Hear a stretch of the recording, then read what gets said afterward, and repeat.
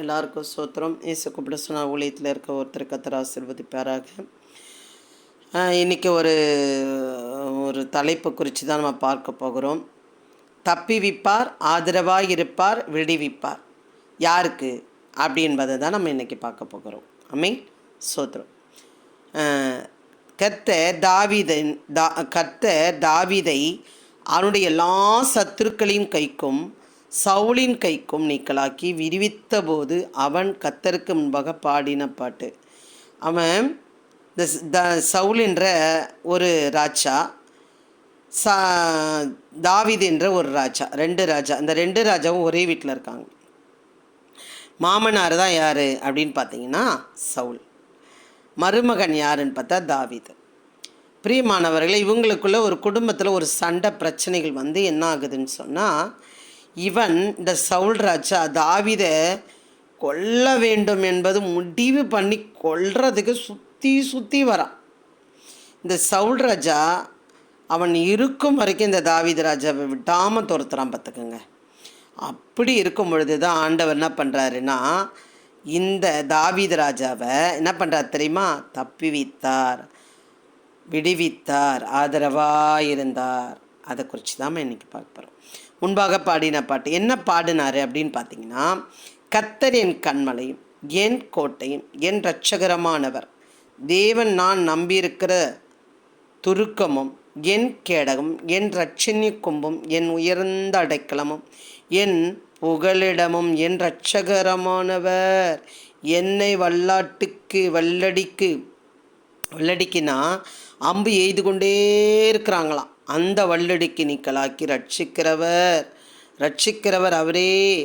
துதிக்கும் பாத்திரராகி கர்த்தரை நோக்கி கூப்பிடுவேன், அதனால் என் சத்துருக்களுக்கு நீக்கலாக்கி ரட்சிக்கப்படுவேன். கவனிக்கணும்.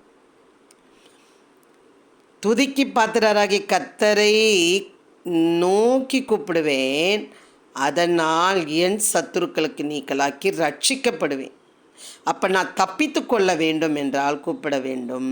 பிரியமானவர்களே, பயங்கரமான இது சத்தியம். 1 hour 8 நிமிஷம் கூட எத்தனை பேர் பார்க்குறீங்கன்னு எனக்கு தெரியல. அப்போது நீக்கலாக்கி ரட்சிக்கப்படுவேன் என்றால் நான் கூப்பிடுவேன், அவரை நான் துதிப்பேன். எப்படி துதிக்கிறார் பாருங்கள். 1-2 சாமுவேல் 22ஆம் அதிகாரத்தில் தான் நம்ம பார்க்குறோம். அவர் ரட்சிக்கப்படுவேன்னு சொல்லி தன்னை என்ன பண்ணுறாரு, அவரை பற்றி சொல்கிறார், நான் ரட்சிக்கப்படுவேன், அவரை நான் கூப்பிடுவேன், சத்துருக்களுக்கு நீக்கலாக்கி என்னை என்ன பண்ணுவாரா? ரட்சிக்கப்படுவேன், நீக்கலாக்கி ரட்சிக்கப்படுவேன், கூப்பிட்ட உடனே அப்படின்னு சொல்கிறார்.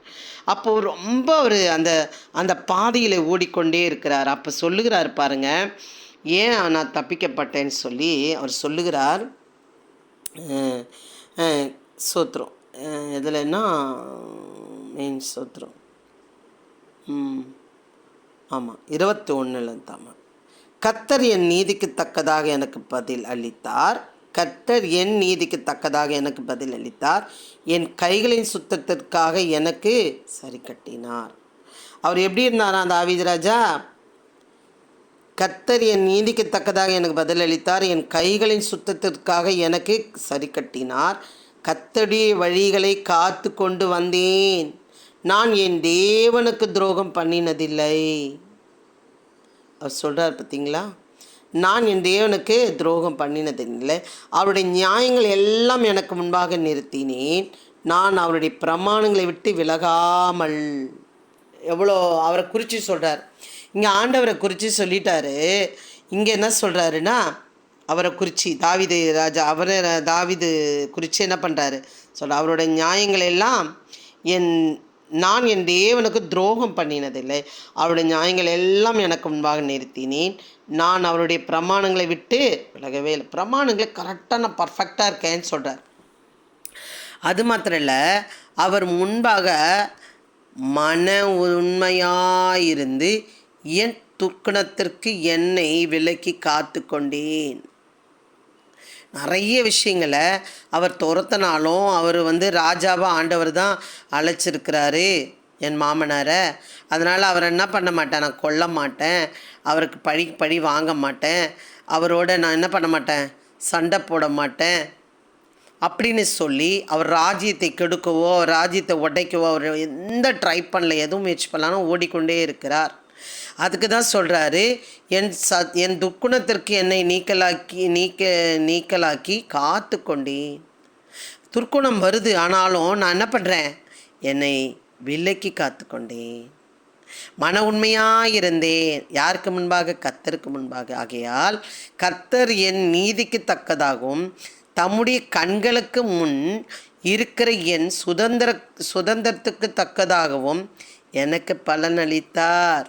ஆகையால் கர்த்தர் என் நீதிக்கு தக்கதாகவும் தம்முடைய கண்களுக்கு முன் இருக்கிற என் சுதந்திரத்துக்கு தக்கதாகவும் எனக்கு பலனளித்தார்.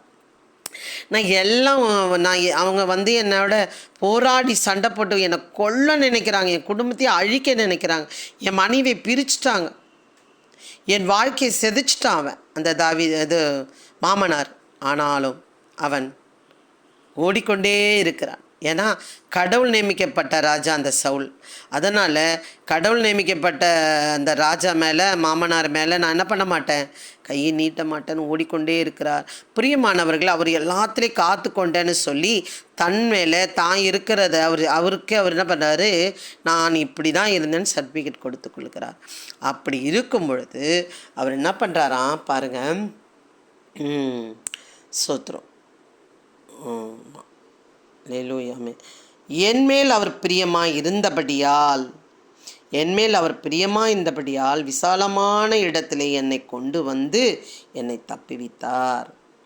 பிரியமானவர்களே, பாருங்க, அவர் இவ்வளோ அமைதியாக பொறுமையாக சகித்து ஓடி ஓடி ஓடி அவனை கொலை பண்ண சான்ஸ் கிடைக்கும் போது கூட கொலை பண்ணாமல் அவனை அழிக்கிறதுக்கு ஒரு சான்ஸ் கொடுக்குறார் கடவுள். அதையும் அப்பவும் அழிக்காமல் அவன் குடும்பத்தை சிதைக்கிறதுக்கு நிறைய சான்ஸ் கொடுத்தாரு. சிதைக்காமல் இந்த தாவீது தன் மருமகன் மாமனாரை கொல்லாமல் ஓடிக்கொண்டே இருக்கிறார், தன் உத்தமத்திலே ஓடிக்கொண்டிருக்கிறார். அதனால் கடவுளுக்கு என்ன ஆயிடுச்சான், அவர் பிரியமாக இருந்தபடியால் விசாலமான இடத்துல என்னை கொண்டு வந்து என்னை தப்புவித்தார்.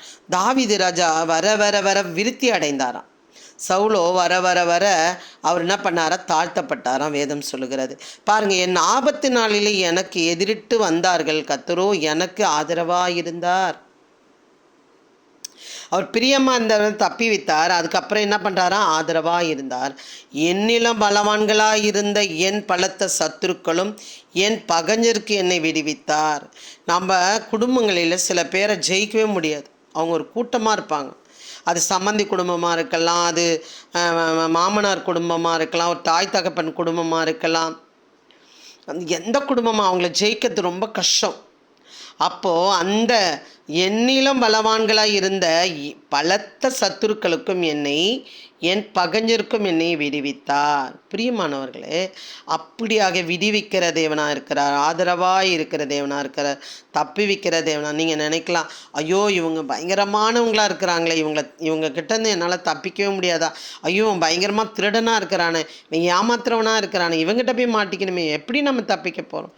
கடவுளிடத்தில் ஓடுகிறது போல நம்ம ஓடுவோமானால் நமக்கு ஆதரவாக இருப்பார், விடுவிக்கிறவராக இருப்பார், அவர் தப்புவிக்கிறவராக இருக்கிறார். பிரியமானவர்களே, நம்ம கவலைப்பட வேண்டாம். இந்த வசனம்லாம் உண்மையிலே எனக்கு இந்த 22ஆம் அதிகாரத்தில் நான் ரொம்ப துக்கத்தில் இருந்தேன். இந்த வசனம் பயங்கரமாக என்னோட பேசிச்சு, உங்களோட பேசியிருப்பார் நான் நம்புகிறேன்.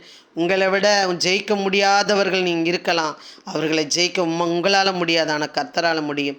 அவன் பெற்ற நன்மைகளை விசாலத்தில் உங்களை வைப்பார். கர்த்தர் உங்களை ஆசீர்வதிப்பாராக. ஆமென். அல்லேலூயா.